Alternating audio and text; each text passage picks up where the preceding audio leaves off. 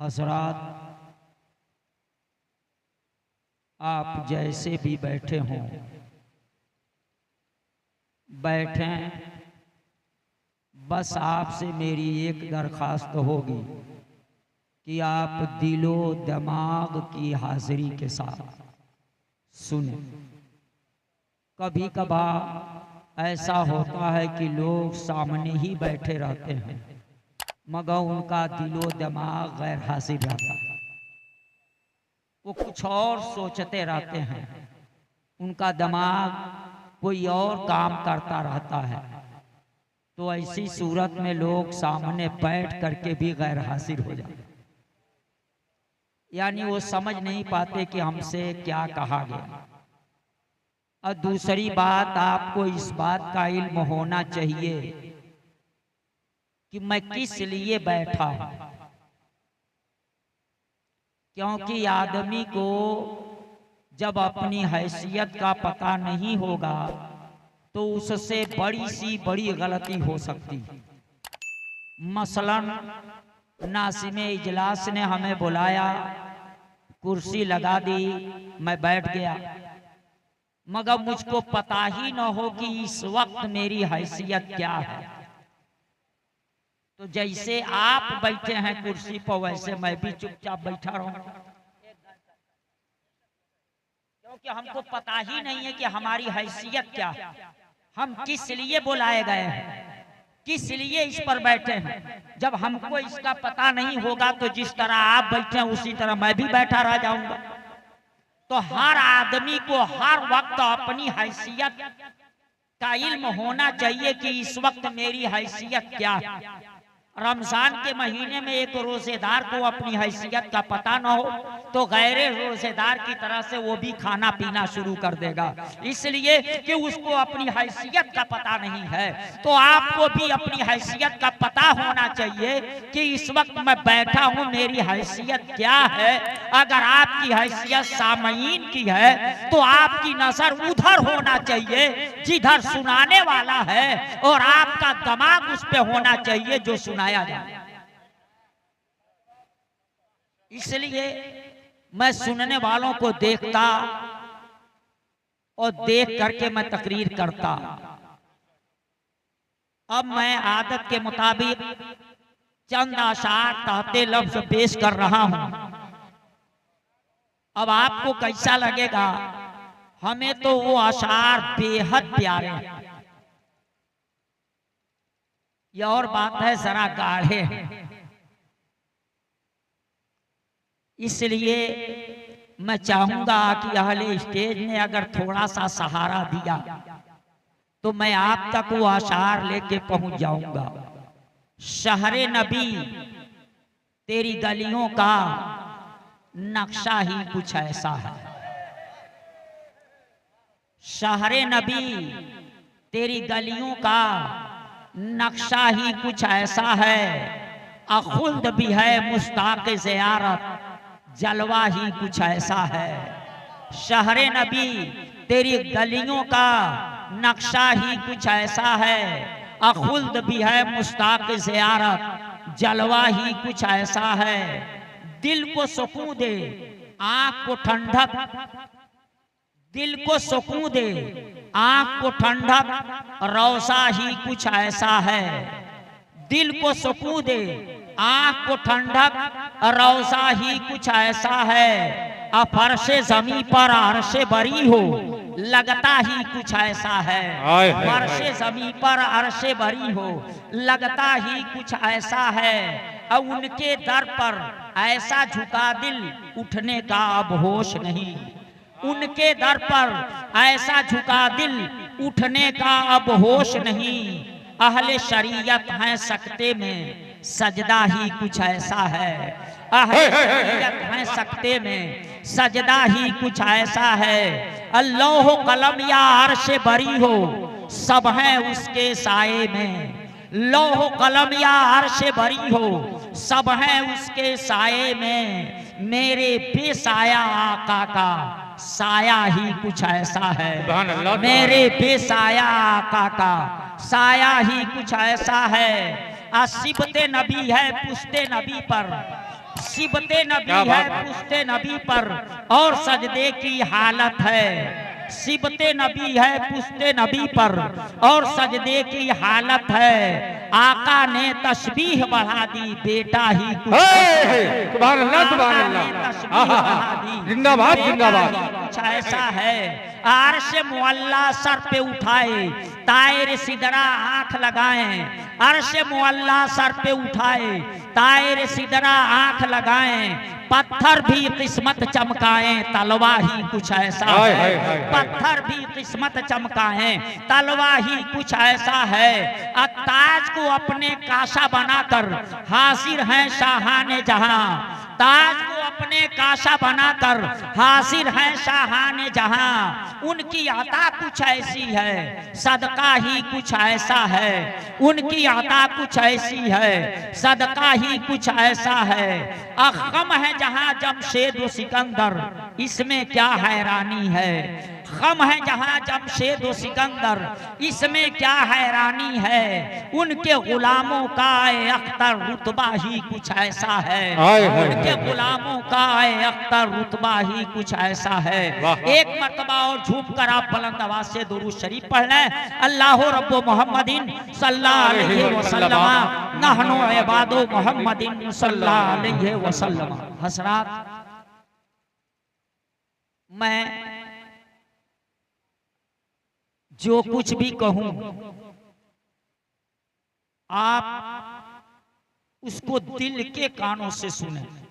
हमको लगे न भी समझ में आए ना, तो हमको लगे कि हाँ आप सुन रहे हैं। मैं इतना कीमती अशार पेश किया, मगर आपका चेहरा देख करके लगा हमको कि लग रहा है गलत जगह पे मैंने ये दुकान खोल दी, जहां इस माल के खरीदार नहीं। क्योंकि आपका चेहरा देख करके मैं चेहरा पढ़ रहा था। आदमी का चेहरा दिल का आईना हुआ करता है। जब बातों का असर होता है तो वो चेहरे से जाहिर हो जाया करता है। मैं आपका चेहरा पढ़ रहा था और आपके चेहरे पे कोई तब्दीली नहीं आ रही थी, तो मुझको लगा कि मैं गलत जगह पे ये आशार पेश कर दिया, जहां इसके समझने वाले नहीं या इस माल के खरीदार नहीं, इसकी कद्र करने वाले नहीं। बहरहाल अब आप लोगों से मैं कहूंगा, आपका अंदाज कुछ ऐसा हो कि मुझको लगे कि मेरी बात आपके पल्ले पड़ रही है और आप मेरी बातों को समझ ले रहे हैं।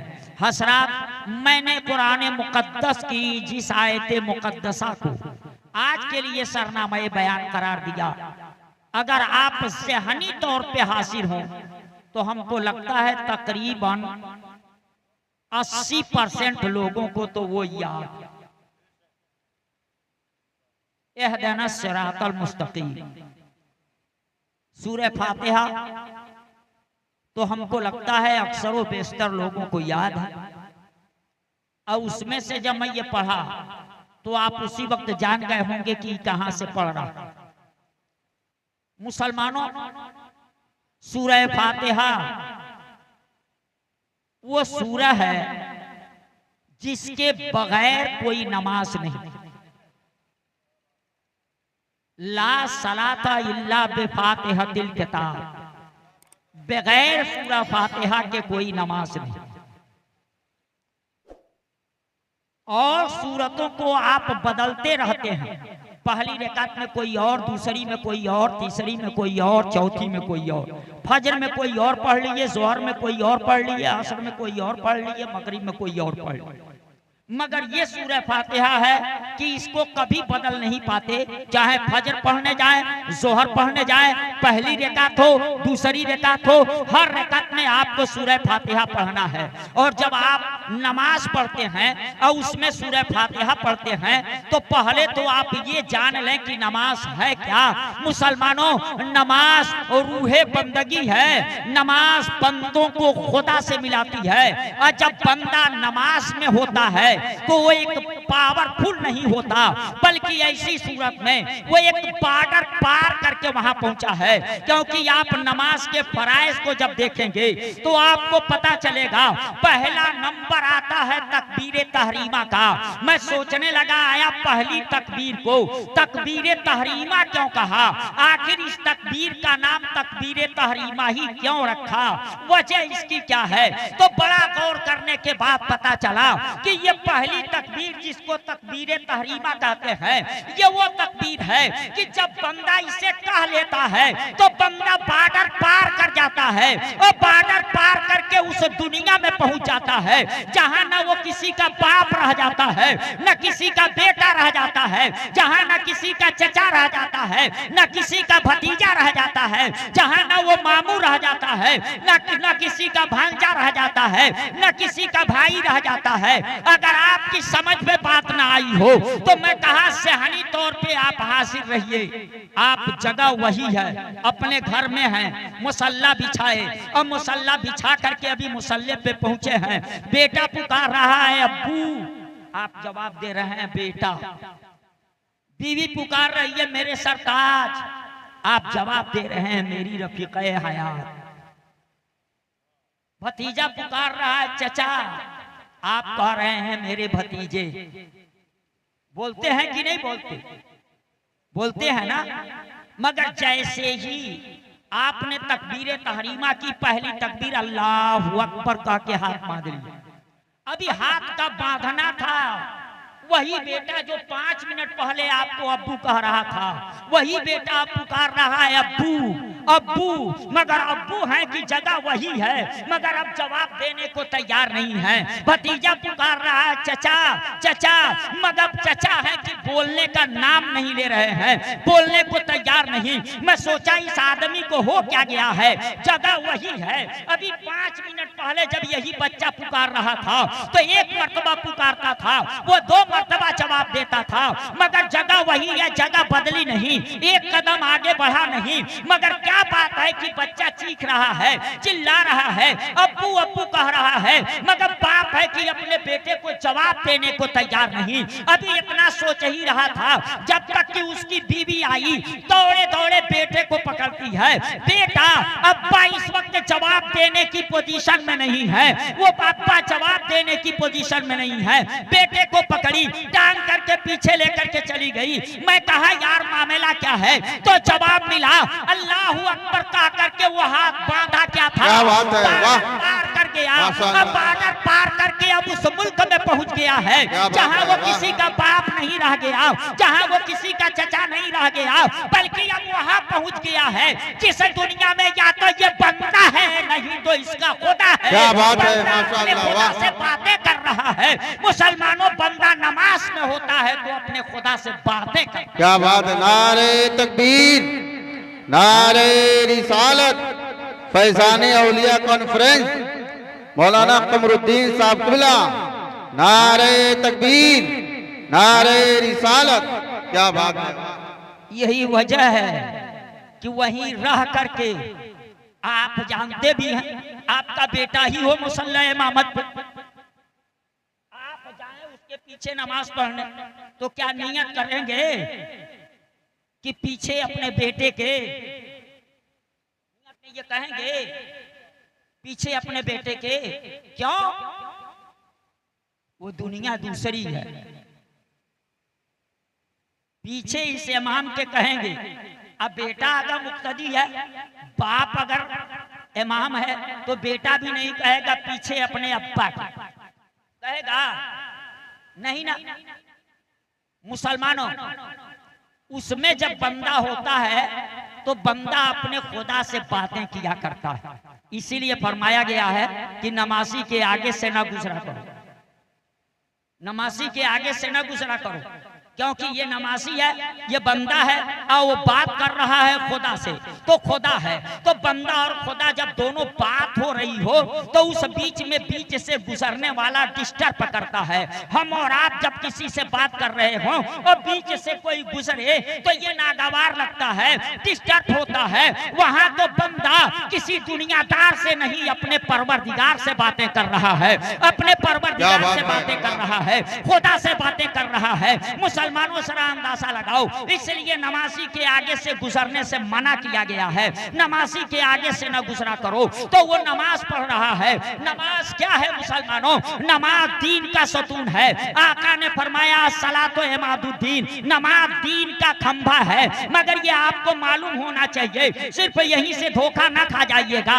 नमाज दीन का खंभा जरूर है, मगर ये आपको पता होना चाहिए कि हर खंभे के लिए जमीन चाहिए। जैसे कि ये खंभा जरूर है मुसलमानों, इस टेंट के लिए ये खंभा है, मगर बताओ नीचे जमीन न मिले तो ये खंभा रुकेगा? अगर जमीन न मिले तो ये खंभा नहीं रुकेगा। वैसे ही मुसलमानों बड़े बड़े पुल आपके मुल्क में बनते हैं दरियाओं के ऊपर, मगर जब तक जमीन न मिल जाए तब तक पिलर नहीं रुक सकता है। पिलर के लिए, खंभे के लिए जमीन का होना जरूरी है। जब तक जमीन न मिले तब तक पिलर खड़ा नहीं हो सकता। मुसलमानों नमाज दीन का खंभा है। मैं सोचने लगा दीन का खंभा आया किस जमीन पे गाड़ा जाएगा, तो जवाब जब खंभा दीन का है तो दीन का खंभा किसी जमीन पे नहीं गाड़ा जा सकता। दीन का खंभा सिर्फ वही गाड़ा जा सकता है जहां ईमान की जमीन मिले। अगर ईमान की जमीन नहीं तो दीन का खंभा गाड़ा नहीं जा सकता। यही वजह है मुसलमानों, जिसके पास ईमान की जमीन है वो दीन का खंभा गाड़ दिया है, और जिसके पास ईमान की जमीन नहीं वो खंभा कंधे पे लेकर के घूम रहा है। उस वक्त तक घूमता रहेगा जब तक उसको ईमान की जमीन नहीं मिले। नारे तकबीर, अरे मोहब्बत के साथ नारे तकबीर, नारे रिसालत, फैजान औलिया कॉन्फ्रेंस, वो जश्न दस्तार बंदी। हसरात तो ये नमाज दीन का खंभा है। मिफ्ताहुल जन्नती सलात, नमाज जन्नत की कुंजी। नमाज जन्नत की कुंजी है। मैं नहीं कहता, मदीने के ताजदार ने फरमाया नमाज क्या है? जन्नत की कुंजी। अच्छा ये बताइए, आप सब जन्नत में जाना चाहते हैं कि नहीं? जाना चाहते हैं? सब चाहते हैं ना जाना? वो जाना चाहता है जिसके पास जन्नत की कुंजी नहीं, वो जन्नत में जाना चाहता है। ये भी पता है कि नमाज जन्नत की कुंजी, उसको अपनाया नहीं, वो जन्नत में जाना चाहता है। तो ये उसी की तरह से है कि एक जगह चंद साथी गए, टहलने निकले थे, सैरो तफरीह के लिए निकले थे, दुनिया और शहर देखने निकले थे। मुंबई पहुंच गए और वहां ताजमहल होटल में सोचे कि एक रात गुजारेंगे, चलो कमरा बुक कराते हैं। नीचे ऑफिस में गए तो उसने कहा कोई कमरा खाली नहीं है जो आप लोगों के लिए बुक किया जाए। कहा अरे कोई कमरा देखिए। कहा एक कमरा तो खाली है मगर सबसे ऊपर वाली मंजिल में खाली है। आज वो मशीन खराब है, लिफ्ट के जरिए आप जा नहीं सकते, जीने जीने जाना पड़ेगा। इन लोगों ने कहा चलिए हम चले जाएंगे, वही कमरा बुक कीजिए। अब कमरा नंबर लिखा, कमरा इनके नाम से बुक किया। अब बुक करके एक चाबी निकाला और चाबी निकाल करके अपने टेबल पे रखा। वो उसी कमरे की चाबी थी। मतलब ये था कि कमरा आप लोगों के नाम से बुक हो गया, अब ये चाबी लीजिए, जाइए उसको खोलिए और खोल करके उसमें आप लोग आराम कीजिए, ऐश कीजिए। मुसलमानों जो 4 आदमी थे उसमें एक तुतलीली जुबान वाला था, वो समझ गया कि वो चाबी निकाल के जो टेबल पे रखा है वो हम ही लोगों को देने के लिए जो कमरा हम लोग बुक कराए हैं वो उसी कमरे की चाबी दिया है। तो वो उस वक्त कहने लगा जब ये लोग पैसा जमा किए और जमा करके वहां से अब चले उस कमरे में, कमरा नंबर याद कर लिया, अब चले उसके लिए। तो वो तुतलीली जुबान वाला अपने साथियों से कहा तो जैसे कुछ कहना चाहा कि वो चाबी दिखला रहा था, वो चाबी टेबल पर रखा, हम लोग लिए, ये बताना चाह रहा था। मगर वैसे लोग जिनकी आवाज में लुकनत होती है, वो तुतलाहट होती है, तो हचक हचक के बोलते हैं। अभी वो बात कह नहीं पाया, जब तक उसके साथियों ने कहा चुप रहो, वैसे तुम दिमाग खराब कर रहे हो, वैसे ही हम लोग थके मादे हैं और लिफ्ट है नहीं, हमको जीने जीने चलना है, इसलिए उसको डांट दिए, चुप हो गया, वो चुप हो गया। अब ये लोग चलते रहे, पता चला सबसे ऊपर की मंजिल में जाना है। और वहां जब पहुंचे हैं तो देख रहे हैं कमरे में ताला बंद है और ताले की चाबी इन लोगों के पास नहीं है। कमरा तो देख रहे हैं, वो जंगले के रास्ते से बेहतरीन बेड लगा हुआ है, बेहतरीन बिस्तर लगा हुआ है, सारी चीजें बड़ी अच्छी लग रही हैं, मगर कमरे में जा नहीं सकते क्योंकि कमरे की चाबी यही छोड़ करके गए हैं। मुसलमानों, वो बुक कराने वाला कमरा और नीचे से ऊपर की मंजिल पे चला गया, मगर कमरे की चाबी अगर नीचे छोड़ करके गया तो पैसा भी जमा किया है, कमरा बुक भी कराया है, मगर जब भी वो कमरे में जा नहीं सकता और आराम नहीं कर सकता तो किसी दुनियादार ने नहीं कहा था, महबूबे परवरदिगार ने कहा था कि ताहुल जन्नती सलाम, नमाज जन्नत की कुंजी है। अरे सालिम, उस कुंजी को तू यही छोड़ करके जाएगा तो फिर जन्नत में दाखिल कैसे होगा? सब जन्नत में जाना चाहते, मगर जन्नत में दाखिल होने के लिए जन्नत की कुंजी ले करके जाएगा, जन्नत की कुंजी लेकर के जानी पड़ेगी। वो नमाज है, और नमाज में जब बंदा होता है तो खुदा से करीब होता है। अच्छा, नमाज में खुदा से बंदा कब ज्यादा करीब होता है पता है? नमाज में जब बंदा होता है तो खुदा से कब ज्यादा करीब होता है? कोई बताएगा? जब कयाम की हालत में रहता है तब ज्यादा करीब रहता है, कि जब रुकू में होता तब ज्यादा करीब होता? इतना बड़ा मजमा किसी को ये पता नहीं। मुसलमानों, अपनी कमी को महसूस करो। आपको अभी इतना भी नहीं इल्म है। बंदा जब नमाज में होता तो कब वो खुदा से ज्यादा करीब होता? कह दीजिए नहीं मालूम है, मैं बता दूंगा। क्योंकि वैसे चुप रहेंगे ना तो मैं सोच में पड़ जाऊंगा, ये जान के चुप है या कि न जानने की बुनियाद पे चुप? तो गलत सही कुछ तो कहिए ताकि मैं आगे बढ़ूं। कब?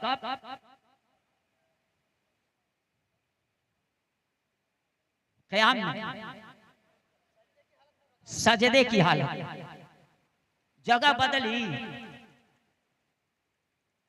दाहिने पैर का अंगूठा तो कभी अपनी जगह से हटना नहीं चाहिए।